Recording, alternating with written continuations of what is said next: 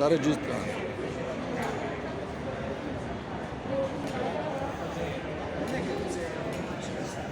Allora, la giornata odierna di mobilitazione nazionale con manifestazioni locali, quindi in tutta la Sardegna, Cagliari e Sassari, i comitati di base della scuola, in particolare i COBAS della scuola insieme all'USB, quindi tutto il sindacalismo di base, si impegna in questa giornata per denunciare le nefandezze del governo Draghi e di tutti i suoi associati, in un momento in cui tutta la popolazione italiana è completamente annichilita dalla questione Covid, stanno passando in Parlamento le peggiori riforme penalizzanti la popolazione.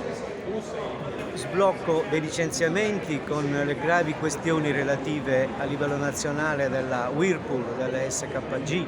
e in Sardegna Portovesme e Air Italy sono un esempio del degrado verso il quale la regione viene portata.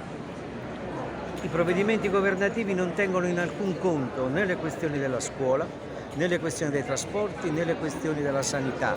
ed è per questo che oggi siamo qui per protestare, per fare in modo che da queste mobilitazioni, che continueranno fino alla fine dell'anno e andranno anche oltre,